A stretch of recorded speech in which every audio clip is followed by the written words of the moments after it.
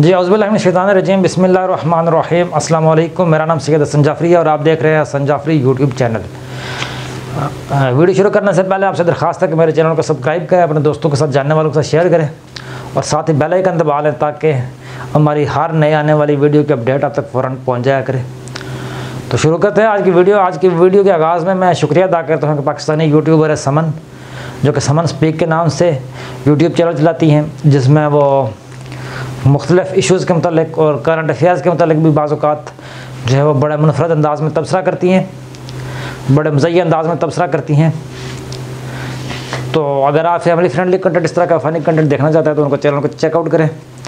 और साथ ही जो है वो आज की वीडियो शुरू करते हैं। तो गुज़श्ता दिनों आपके इल्म में है कि वज़ीर-ए-आज़म इमरान खान ने एक तारीख़ी इक़दाम उठाते हुए एक और वादा पूरा कर दिया। इमरान खान साहब का ये मानना था कि जितने भी कैबिनेट मेंबर्स हैं जो पाकिस्तानी आला सियासी उहदों पर चाहे मुंतखब या गैर मुंतखब लोग मौजूद हैं, उनको चाहिए कि वो अपने एसेट्स किसी भी पब्लिक फोरम पर डिक्लेयर करें। इससे पहले जितने भी मुंतखब लोग हैं वो तो अपने एसेट्स जो हैं वो जब इलेक्शन लड़ते हैं तो इलेक्शन कमीशन के पास अपने टैक्स रिटर्न्स की तफसीलात भी देते हैं और जितने भी उनके एसेट्स होते हैं वो भी डिक्लेयर करते हैं। लेकिन इससे पहले जो भी गैर मुंतखब लोग थे उनके लिए ऐसा कोई फोरम मौजूद नहीं था। तो इमरान खान साहब ने एक इनिशिएटिव लिया और कैबिनेट डिवीज़न की वेबसाइट पे जितने भी उनके गैर मुंतखब मुशीरान, पब्लिक असिस्टेंट्स थे, उनके एसेट्स की तफसीलात डाल दी और साथ ही उनकी जो नेशनलिटीज़ हैं कि कोई शख्स ड्यूअल नेशनल है या नहीं, अगर ड्यूअल नेशनल है तो किस मुल्क के पास उसकी शरीयत है, वो उसने जो पासपोर्ट है वो इनहेरिट किया है या उसने एक्वायर किया है, तो वो तमाम तफसीलात जो है वो उन्होंने कैबिनेट डिवीज़न की वेबसाइट पर डाल दी हैं। अभी कोई भी एक आम पाकिस्तानी जो कि ये चाहता है कि वो इमरान खान साहब के मतलब इमरान खान साहब के जितने भी गैर मुंतखब मुशीरान हैं उनके मतलब अगर उनके एसेट्स की तफसीलात या उनकी नेशनलिटीज़ की मालूमात हासिल करना चाहे तो वो कैबिनेट डिवीज़न की वेबसाइट पर आसानी से दस्तयाब है। वज़ीर-ए-आज़म के इस तारीख़ी इक़दाम के बाद पाकिस्तान की पोजीशन और पाकिस्तान के मीडिया के एक फैक्टर ने एक नया प्रोपेगेंडा शुरू कर दिया ड्यूअल नेशनलिटीज़ के हवाले से। और मीडिया में भी एक नई बहस ने जन्म लिया कि आया जो ड्यूअल नेशनल्स हैं जो उनको पाकिस्तान के आला ओहदों पर फायज़ होने की इजाज़त होनी चाहिए या नहीं। इस हवाले से मुख्तलिफ़ एंकर्स ने प्रोग्राम भी किए और जो ये तफसीलात इमरान खान साहब ने उस वेबसाइट पर डाली उसके मुताबिक इमरान खान साहब के जो 7 स्पेशल असिस्टेंट्स या मशीरान हैं वो ड्यूअल नेशनल हैं या उनके पास किसी मुल्क का मुस्तकिल सुकूनत है। मुस्तकिल सुकूनत मीन्स परमानेंट रेजिडेंस है, यानी वो सिटीज़न तो नहीं है लेकिन उनके पास लॉन्ग टर्म रहने के लिए परमानेंट रेजिडेंस की जो है वो फैसिलिटी मौजूद है, जिनमें जुल्फ़ी बुखारी साहब हैं जो कि यूके के नेशनल हैं। इसी तरह से मोईद यूसुफ साहब हैं उनके पास अमेरिका की परमानेंट रेजिडेंस है। इसी तरह से तानिया इदरीस हैं जो कनाडा की सिटीज़न हैं। नदीम अफजल चंद हैं, उनके पास कनाडा की परमानेंट रेजिडेंसी है। नदीम बाबर साहब और शहजाद गुल साहब वो USA के शहरी हैं। इसी तरह से शहबाज गुल साहब के पास भी अमेरिका का ग्रीन कार्ड मौजूद है। तो इसके बाद एक नई बहस ने जन्म लिया कि आया ऐसे लोगों को जो कि ड्यूअल नेशनल हैं या फिर मुस्तकिल उनके पास शरीयत किसी दूसरे मुल्क की मौजूद है, आया उनका किसी आला ओहदे पे फायज़ होना जो है वो कानून के मुताबिक सही है या नहीं। लेकिन जहाँ तक मेरा इल्म है कानून के मुताबिक स्पेशल असिस्टेंट्स के लिए ऐसी कोई भी शर्त मौजूद नहीं है कि वो किसी भी दूसरे मुल्क की शरीयत न लें। और तो अगर देखा जाए जो बैरून मुल्क पाकिस्तानी हैं वो तकरीबन अगर लेबर क्लास और जो ये ड्यूअल नेशनल्स हैं ये तकरीबन 23 अरब डॉलर के सालाना जो है वो पाकिस्तान की इकॉनमी में कंट्रीब्यूट करते हैं, रेमिटेंस करते हैं बाहर से पाकिस्तान में। वैसे तो अभी ये कोई बहस ना हुई क्या वो ड्यूअल नेशनल्स हैं उनको इस ओहदे पर होना चाहिए या नहीं होना चाहिए। पाकिस्तान में किसी के पास भी इख्तियार नहीं होना चाहिए कि वो किसी भी शख्स की हुब्बुल वतनी पर बात करे। मुझे कोई हक नहीं पहुंचता कि मैं ये कहूँ कि वो फ़लाँ शख्स जो कि ड्यूअल नेशनल है वो मुझसे कम हुब्बुल वतन है। मुझे कैसे पता मैं कौन होता हूँ ये सर्टिफिकेट देने के लिए कि वो शख्स हुब्बुल वतन है या नहीं है। बात ये है जो देखने की असल बात है वो ये है कि हमें देखना ये चाहिए कि जो ये ड्यूअल नेशनल्स जो कि मौजूद हैं आया ये पाकिस्तान से कोई पैसा कमा के तो बाहर नहीं लेके जा रहे, आया कोई करप्शन तो नहीं कर रहे, उनकी जो परफॉर्मेंस है वो किस लेवल की है।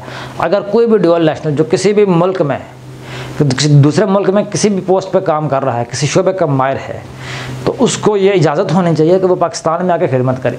वैसे मेरा तो ख्याल है कि जो ड्यूअल नेशनल्स हैं, हमें ये कानून भी, हमें अपने कानून में भी तरमीम करनी चाहिए कि जो बैरून मुल्क पाकिस्तानी हैं उनको इलेक्शन लड़ने की इजाज़त होनी चाहिए। हाँ, अगर वो जीत जाते हैं तो हाल लेने से पहले ये हुआ कि वो अपनी नेशनलिटी विड्रा कर दे, लेकिन ड्यूअल नेशनल पाकिस्तानी जो है उनको इजाज़त होनी चाहिए कि वो इलेक्शन लड़े, पाकिस्तान के जो इंतखाबी अमल है उसका हिस्सा बने, जो कि एक बहुत बड़ी तादाद है जो कि दुनिया भर में पाकिस्तान का नाम रोशन कर रहे हैं।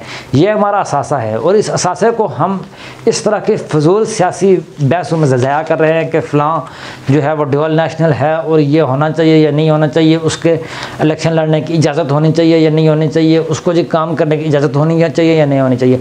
इस बहस से जो बैरून मुल्क बैठे लाखों मुहिब वतन पाकिस्तानी हैं, हम उनकी दिल आज़ारी कर रहे होते हैं। बाज़ औक़ात हम बाज़ औक़ात ऐसी ऐसी बातें कर जाते हैं कि जैसे कि वो उनका पाकिस्तान से कोई ताल्लुक़ ही नहीं। हम ये साबित कर देते हैं कि वो सारे जो बैरून मुल्क पाकिस्तानी बैठे हुए वो गद्दार हैं।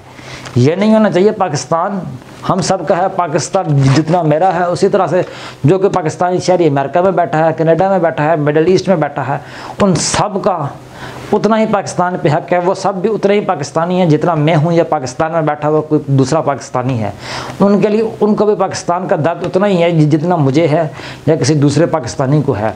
मेरी और आपकी शायद पाकिस्तान की इकॉनमी में इतनी बड़ी कंट्रीब्यूशन ना हो, लेकिन जो बैरून मुल्क पाकिस्तानी बैठे हुए हैं जिनमें मेहनत का तबका है, जो मुख्तलिफ बिजनेसमैन हैं, जो मुख्तलिफ शोबों के माहिरीन हैं, उनकी कंट्रीब्यूशन तकरीबन 23 मिलियन डॉलर, 23 अरब डॉलर जो है वो एनुअली है। ये एक बहुत बड़ी कंट्रीब्यूशन है। आप ये कह सकते हैं कि ये लोग पाकिस्तान की इकॉनमी का एक बहुत बड़ा हिस्सा चलाते हैं। ये बाहर से पैसे कमा के पाकिस्तान में बेचते हैं। और जो देखने की बात ये है कि आया ये जो लोग इन ओहदों पे फायज़ हैं, जो ये अभी अगर इमरान खान साहब की मिसाल है तो जो इमरान खान साहब के मुशीरान हैं, जो इमरान खान साहब के स्पेशल असिस्टेंट्स हैं, वो अपना काम ईमानदारी से कर रहे हैं। उससे पाकिस्तान के मफाद को तो कोई ख़तरा नहीं है। वो करप्शन तो नहीं कर रहे। यहाँ पे अगर हम तारीख़ में देखें तो वो लोग जो आसिफ अली जरदारी, नवाज़ शरीफ और जो दिगर उनके साथ जो बैठे हुए लोग थे वो तो अकामा होल्डर्स थे। ये तो फिर भी गैर मुल्क के शहरी हैं, दूसरे मुल्क के शहरी हैं, अब वहाँ पे अपना बिज़नेस करते हैं। ये तो मुलाजम थे, वहाँ पे कुछ चौकीदार का किसी ने कामा उठाया हुआ था, किसी ने बावर्ची का कामा उठाया हुआ था। तो ये लोग आगे अगर पाकिस्तान में काम कर सकते हैं, पाकिस्तान के आला ओहदों पे फायज़ हो सकते हैं, तो बैरून मुल्क के पढ़े लिखे तबके को, पढ़े लिखे पाकिस्तानियों को जो कि दुनिया भर में अपना नाम रोशन कर रहे हैं, उनको ये इख्तियार क्यों नहीं है कि वो यहाँ पर आएँ और पाकिस्तान की खिदमत करें, पाकिस्तान की तरक्की में अपना हाथ बटाएँ। हाँ, जो उनके पैसे आ रहे हैं वो तो ठीक है, लेकिन वो ना, ये क्या बात हुई।